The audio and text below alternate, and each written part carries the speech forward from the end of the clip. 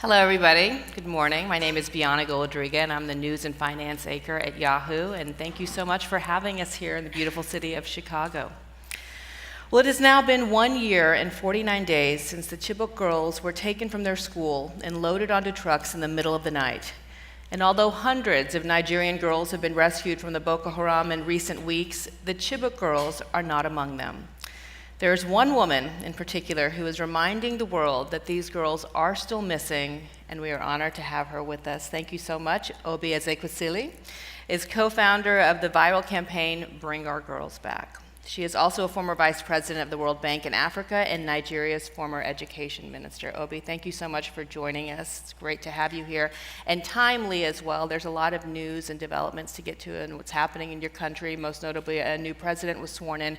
But I want to ask you about what happened over the weekend. Boko Haram conducted a 3-day spree of assaults, killing at least 42 people in northeastern Nigeria, marking the beginning of a grim tenure for President Buhari. This happened as he was being sworn in, and in his commencement speech when he was sworn in, he said that one of his biggest commitments was to bring these girls back, and that was the first way and the only way to fight Boko Haram. Was this assault a direct message to him, in your opinion? My sense is that the terrorists wanted to alert the world that they are still there. And I think that for anyone who would have imagined that the period of lull in their activities signaled a complete defeat of Boko Haram would have been wrong. For the truth is, we have not fully taken absolute charge of our territory as a country. Some of the people that were recently discovered and rescued were not even told us to have been abducted in the first place. And so we are not certain how many more people are with Boko Haram. We are not sure that there was sufficient annihilation of the base of Boko Haram in our country. So there is so much work that's cut out for the new administration. And there has to be an intensification.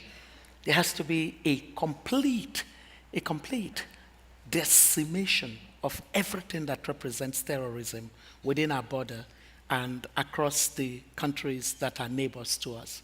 Can you tell us a little bit about this new president? He's a military man. Many in the country are optimistic that he's going to be able to make some reforms that his predecessor, Goodluck Jonathan, was not. His administration was filled with corruption. He had a $6 billion national security budget, yet the military was rendered basically ineffective in fighting Boko Haram. Buhari is a Muslim man, and he's also from the north. Are you optimistic that he's going to be able to rein in control and also be able to reach out to the people in a way that his predecessor couldn't? Cautious optimism. Because the institutions that underpinned the poor performance that we saw in the rescue of our girls and in the inability to curtail the insurgency from growing into the monster that it became still remain intact. And so it will require much more than a charismatic leader or a leader that is disciplined and wanting to create a new turn to achieve that. It's going to take intense rebuilding of the systems and the structures of poor governance that enabled the kinds of challenges that we face as a country. The good thing, as far as what you said, the good thing in all of this is that President Buhari, by virtue of his record when he was a military ruler in the 80s, was known for his ascetic nature.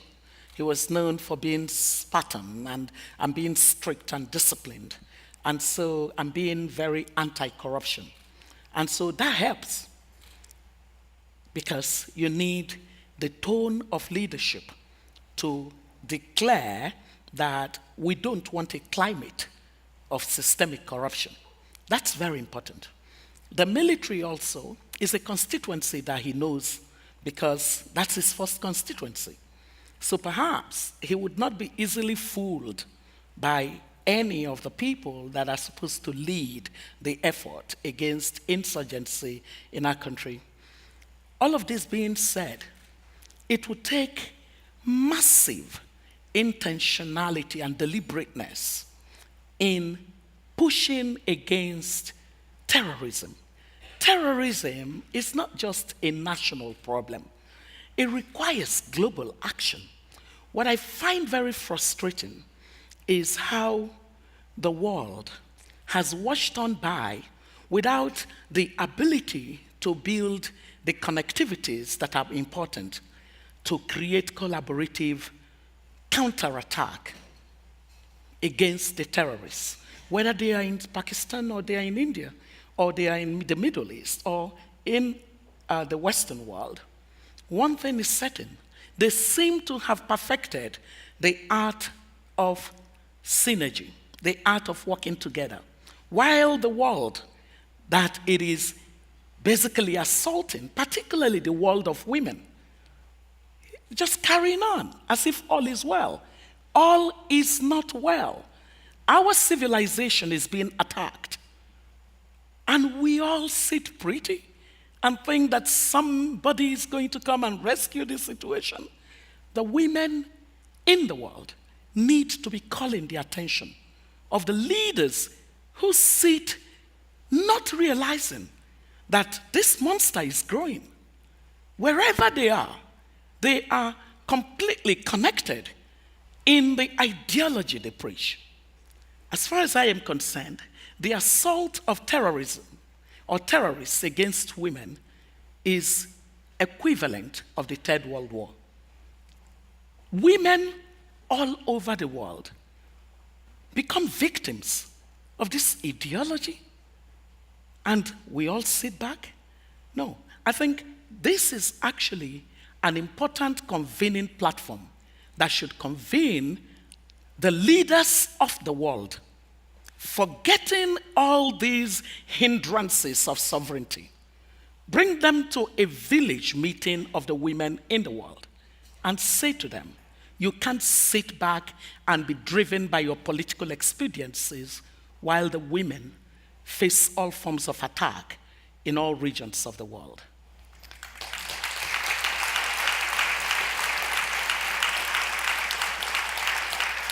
And while the Chibok girls have not been found, there have been hundreds who have been rescued, and that doesn't end there, though. I mean, can you tell us about these girls and their families are forever changed?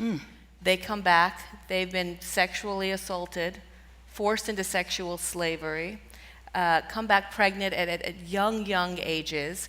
Tell me about some of the stories you're hearing and the vicious cycle it incites, in particular when it comes to education, because understandably, a lot of parents are keeping their children, especially girls, home from school now. It is so heartbreaking. You know,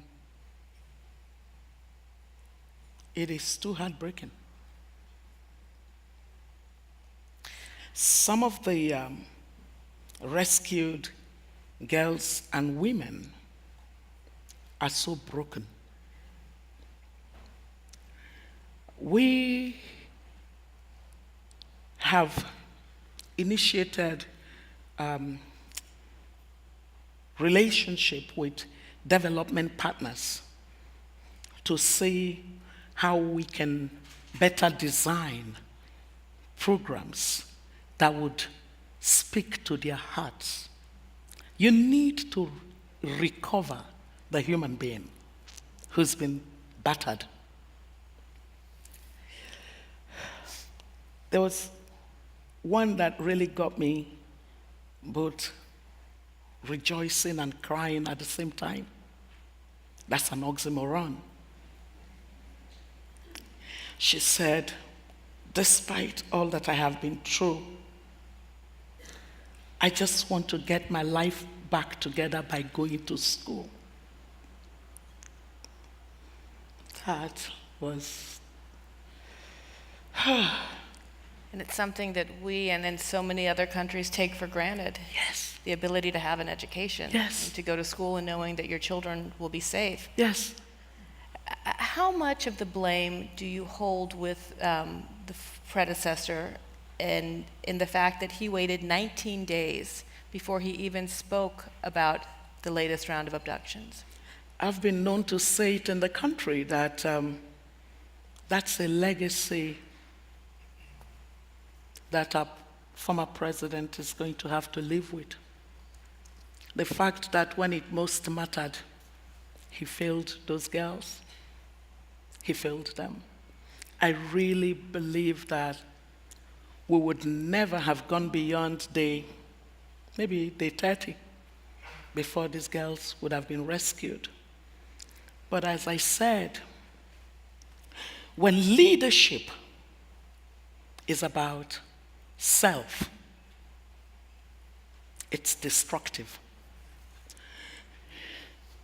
The kind of political intrigues and calculations that hindered our former president from taking the kind of decisive actions that you needed in order to swiftly do a search and rescue operation for our Chibok girls is akin to the kind of political expediencies that I see when leaders of the world gather either at the United Nations or elsewhere to discuss issues that concern their citizens. Citizens are not expendables. For goodness sake, what's the basis of power if it is not to do good? So in many instances, I think that citizens, particularly women, need to begin to demand for a new social compact with those that lead. Whether they lead nations, they lead communities, they lead corporations, it is time to get people to stop thinking of themselves. If life is about just you, I think that's the most miserable kind of life. If life is about how you're going to get better for yourself the next second, what's that?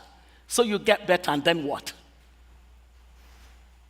The fact that our president could have seen in these girls his daughters.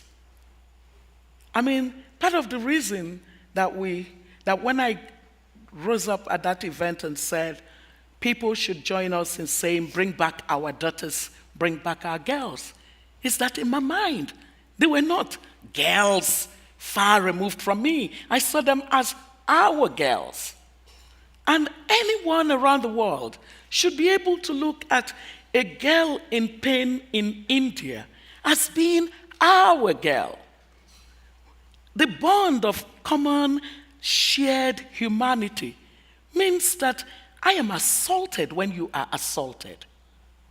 I am grieved when you are grieving. It should be that basic. This plastic world where people are purely thinking of how to maximize their own happiness just worries me, because it is a world that is making the human being to act in ways that are even less than, or is even less than the way, if you watch the Discovery Channel and you watch some of the animals and the way that the sense of community exists, why are we losing that? I am not calling for, some unrealistic sense of, touchy-feely relationships. No, I'm not saying that.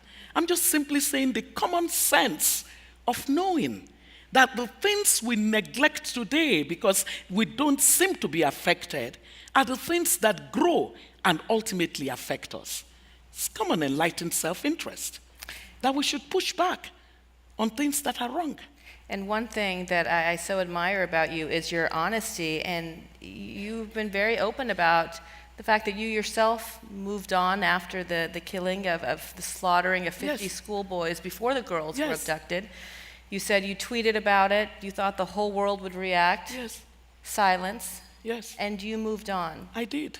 So bring our girls back with this hashtag. What can the world do, and how confident are you that this just won't be a fading moment as well? And for us in the media, I know we covered this for maybe a week or two, and that was it. So it was the first we heard of Boko Haram, but I don't think I've heard much about it since. So what can we do to change the way we approach this ongoing crisis? We must not move on. We must simply say, I want to look back at events that caught my attention before.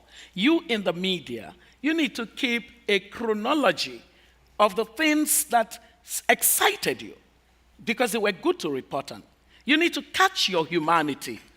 You need to go beyond just being a newsmaker in the newsroom to being a human being. That would help. Because then you would go back to things that you reported in a very plastic way. Sometimes I watch people report tragedy, laughing. And I'm wondering, what's there to laugh about? You're a newscaster. You're reporting tragedy in Bangladesh. And you've got a great smile on your face.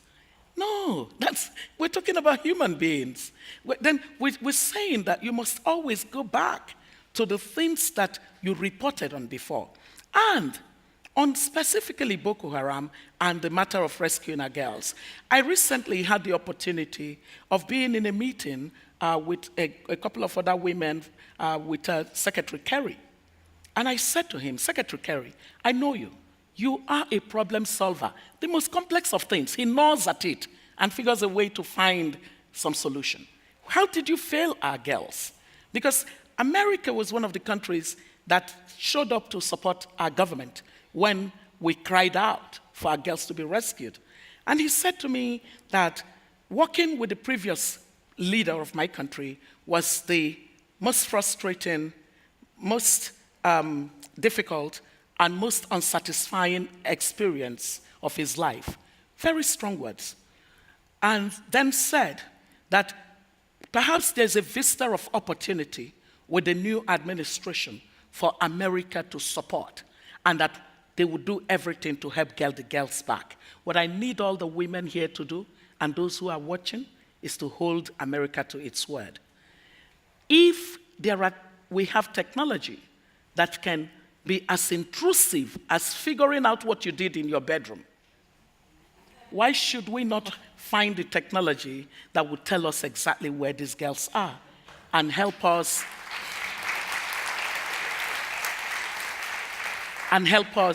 to bring them back? We just simply need people who will not move on.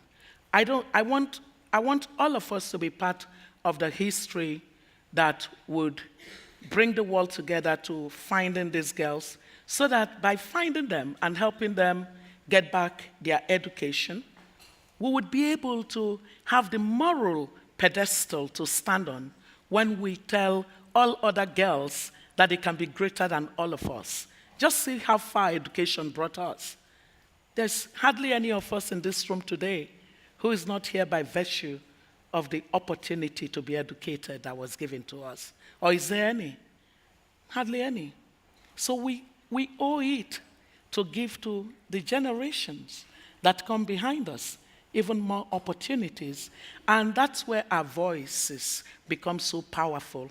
I really want to thank Tina Brown for Women in the World. I mean, this is an idea whose time has come, and nobody stands before an idea whose time has come without being pushed off.